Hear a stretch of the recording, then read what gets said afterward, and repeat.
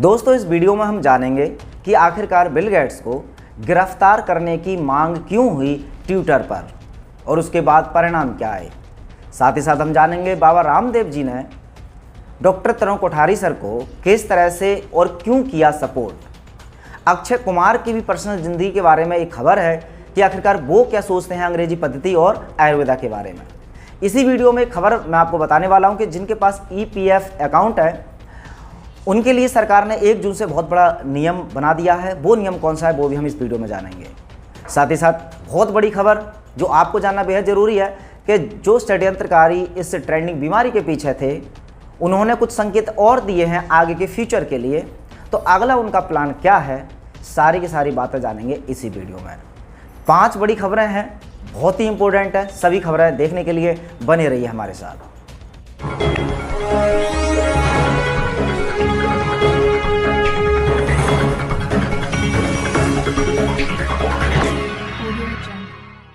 नमस्कार, मैं हूं सुमित आज़ाद और आप देख रहे हैं ग्लोबी न्यूज़। तो दोस्तों, पहली खबर की शुरुआत करते हैं और पहली खबर आ रही है बिल गेट्स से संबंधित।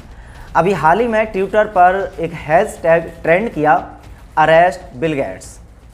लगभग 38,000 से ज़्यादा लोगों ने इसको ट्वीट किया और रीट्वीट किया, जिसकी वजह से ये ट्रेंडिंग पर आया। अब हालांकि ये ट्रेंडिंग पर आना एक बहुत बड़ा जागरूकता का संकेत है कि देश की जनता जाग रही है, लेकिन अब ये ट्रेंड ज़्यादा टाइम तक इतना नहीं रहा। बाद में जब इसको देखा जिस तरह से और ट्रेंडिंग चलते हैं ट्रेंड, उस टाइप से ये नहीं चला और बहुत सारे लोगों को इसके बारे में शायद पता भी चला, लेकिन बहुत सारे लोग इससे रह भी गए।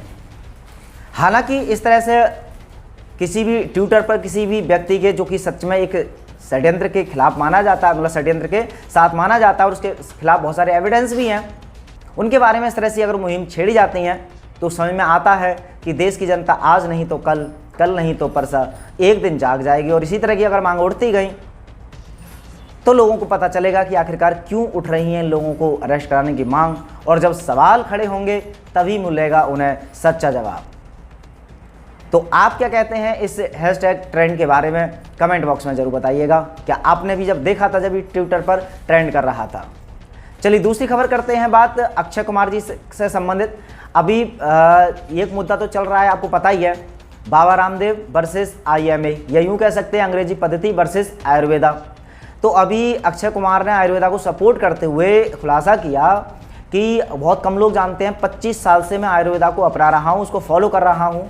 हाल ही में वो एक आयुर्वेदिक आश्रम में गए थे, वहाँ पर अपनी हीलिंग करवा के आए हैं। तो उन्होंने एक्सपीरियंस भी शेयर किया कि किस तरह से हम अंग्रेजी दवाओं से दूर रह करके सिर्फ आयुर्वेदा को अपना करके पूरी ज़िंदगी भर बहुत सुकून से रह सकते हैं, और उनके फिट का भी कारण उन्होंने यही बताया। तो रामदेव जी ने को देखा जाए तो इनडायरेक्टली उन्होंने सपोर्ट भी किया। तो बाबा रामदेव ने उनका ये वीडियो अपने फेसबुक पेज पर भी पोस्ट किया। अक्षय कुमार के बाद अगर बात करें बाबा रामदेव की, तो बाबा रामदेव वैसे तो बहुत सारे बयान ऑलरेडी दे चुके हैं IMA के खिलाफ या अंग्रेजी पद्धति के खिलाफ, लेकिन अभी कंट्रोवर्सी वाला एक और बयान उन्होंने दिया था एक टीवी डिबेट में कि जो डॉक्टर लेले हैं, जो कि IMA के अच्छे खासे पोस्ट पर हैं विराजमान, तो कहा कि ये डॉक्टर लेले जो हैं ये कलंक हैं अंग्रेजी पद्धति के नाम पर। साथ ही साथ कहा कि अभी इस एलोपैथी को झोला छापी, पता ना क्या क्या, ओझा पंथी मत बनाओ, बहुत सारे शब्दों का यूज़ किया।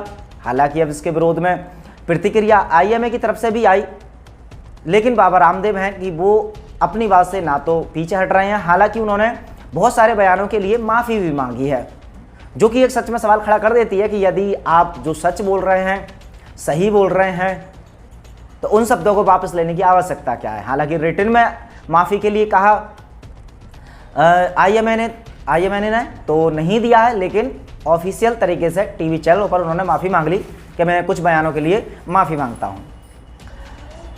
तो अब यहाँ पर मुद्दा ये है कि बाबा रामदेव बार बार मतलब अंग्रेजी पद्धति का तो खुलासा कर रहे हैं, बट सबसे बड़ी बात यहाँ पर देखने वाली ये है कि इस ट्रेंडिंग बीमारी है, इस महामारी को वो सच मान रहे हैं या नहीं। तो उनके बयानों से या उनके कामों से पता चल रहा है कि वो इसको महामारी तो मान रहे हैं, जो कि एक महामारी नहीं है, एक सिंपल फ्लू है। ऐसा बहुत सारे डॉक्टर कहते हैं, डॉक्टर BRC सर, डॉक्टर तरुण कोठारी या डॉक्टर लियो रवेलो, बहुत सारे डॉक्टर्स हैं जो इंटरनेशनल लेवल पर काम कर रहे हैं। इवन और भी बहुत सारे एग्जाम्पल बताऊंगा इंटरनेशनल, जो अमेरिका के फ्रंट लाइन के डॉक्टर्स हैं उन्होंने भी यही कहा है। लेकिन बाबा रामदेव के मुंह से कभी ये नहीं निकला कि ये महामारी नहीं एक षड्यंत्र है। तो एक सवाल जरूर खड़ा करता है नियत पर बाबा रामदेव जी की, क्या उनकी एक्चुअल में नियत क्या है? सिर्फ अपनी ब्रांड को ऊपर उठाना या देश के आयुर्वेदा को ऊपर उठाना या देश को ऊपर उठाना? क्योंकि एक तरफ जहां अंग्रेजी दवा को ये कोस रहे हैं, वहीं पर इनकी जो किट है इस बीमारी को ठीक करने की, वो धड़ाधड़ निःशुल्क भी बांट रहे हैं, बेच भी रहे हैं, मतलब उसका धड़ाधड़ प्रचार भी करवा रहे हैं। तो देश का फ्यूचर बनाने की सोच रहे हैं ये, या अपना ब्रांड? कमेंट बॉक्स में बताइएगा जरूर अपनी राय। चलिए बात करते हैं आगे। तो अभी देखिए एक बयान आया है अमेरिका के कुछ विशेषज्ञों का कि भाई साहब ये जो ट्रेंडिंग बीमारी है ये कहाँ से शुरू हुई थी, इसका पता लगा लो, वरना अगली महामारी के लिए फिर से तैयार रहो। यानी कि इनका साफ साफ स्पष्ट ये कहना है कि भाई साहब अब ये जो ट्रेंडिंग बीमारी है इसको थोपना तो चाह रहे हैं चाइना की तरफ से, क्योंकि इन्होंने शुरुआत ही वहाँ से दिखाई थी चाइना की तरफ से। तो चाइना के सर तो ये वाली थोप दो कि ये ट्रेंडिंग बीमारी चाइना की तरफ से आई थी। फिर दूसरी एक और महामारी आएगी, उसका भी जो कारण है वो भी किसी न किसी पर थोप देना। लेकिन जो विशेषज्ञ हैं जो लगातार कॉन्स्पिरेसी रिसर्च भी करते हैं, बहुत सारे रिसर्च से मेरी बात हुई है, आपने भी बहुत सारे लोगों को देखा होगा, उन सब से ये पता चल रहा है एविडेंस के साथ कि ये सब खेल है अमेरिका का, या अमेरिका जैसे अमेरिका और यूके का। लेकिन ये सब लोग डाइवर्ट कर रहे हैं मुद्दे को, ऐसे देशों पर डाल रहे हैं जिनका शायद इसमें इतना योगदान नहीं है जितना इन लोगों का है। तो सवाल यहाँ पर अब ये बनता है कि इस तरह से ये चेतावनी देना कि इस ट्रेंडिंग बीमारी का पता लगा लो वरना दूसरी महामारी के लिए तैयार रहो, तो इसका जरा एक्सप्लेन किया जाए तो क्या निकलेगा? कि इसका मतलब आपको पता है पहले से ही, यानी कि आपके हाथ में है कि आप अगर उसका किसी पे ब्लेम कर देंगे कि ट्रेंडिंग बीमारी वहाँ से आई थी तो दूसरी महामारी रुक जाएगी। लेकिन अगर नहीं पता कर पाए तो आप ज़बरदस्ती लाएंगे। तो ये किस तरह की चेतावनियाँ, किस तरह की सलाह है? राय अपनी जरूर दीजिएगा। फिलहाल तो मेरी अगर ओपिनियन की बात करें तो मैं इस विषय में ज़्यादा तो नहीं कहना चाहता, लेकिन हाँ ये बुरे संकेत जरूर हैं पूरे विश्व के लिए।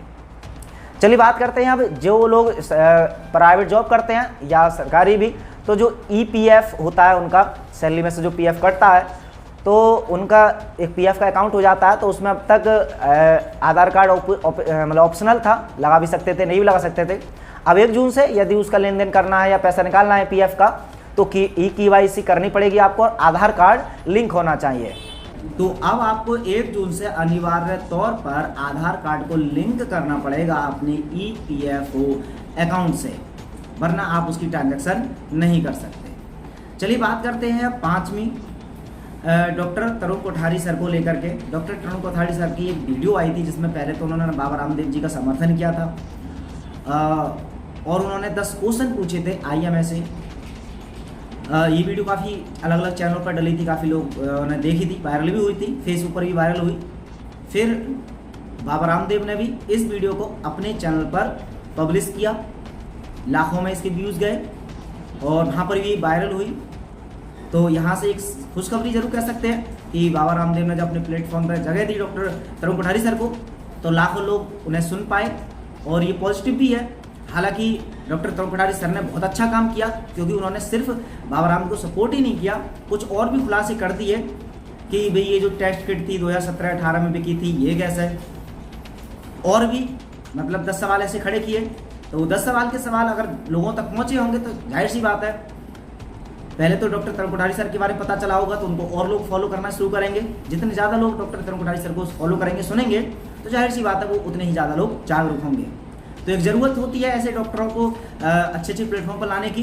तो बाबा रामदेव का यहाँ पर मैं समर्थन भी करूँगा और उनको धन्यवाद भी देना चाहूँगा कि एटलीस्ट उन्होंने डॉक्टर तरुण कोठारी सर की आवाज़ को अपने फेसबुक पेज पर जगह दी और लाखों लोगों तक पहुँचने का उन्होंने मौका भी दिया। लेकिन अब यहाँ पर बात यह है कि क्या इस मुहिम को अगर एक अच्छी दिशा दे दी जाए, इस दिशा में बाबा रामदेव, डॉक्टर तरुण कोठारी सर, डॉक्टर BRC या उस तरह के और भी जो क्रांतिकारी डॉक्टर्स हैं जो कि मतलब एक्चुअल में ये भी अंग्रेजी पद्धति के खिलाफ नहीं, एक्चुअल में अंग्रेजी पद्धति में जो धंधेबाजी चल रही है उसी के खिलाफ हैं। तो बाबा रामदेव अगर इनको साथ लेकर के या इनकी पूरी एक कम्युनिटी बन जाए और एक साथ अगर काम करेंगे तो शायद वो परिणाम आ सकते हैं अब कि क्रांति आ सकती है, लेकिन क्या क्रांति लाने के लिए ये सभी लोग एक साथ आएंगे या नहीं आएंगे, ये देखना है। आप भी अपनी राय दे सकते हैं और ये सारी चीज़ बातें आप भी एक दूसरे के पास पहुंचा सकते हैं कि आप लोग एक साथ आइए और क्रांति की शुरुआत कीजिए। साथ में हम लोग भी और आप लोग भी इनके साथ हैं। चलिए मिलते हैं और इन्फॉर्मेशन साथ और खबरों के साथ, तब तक अपना ख्याल रखें। जय हिंद।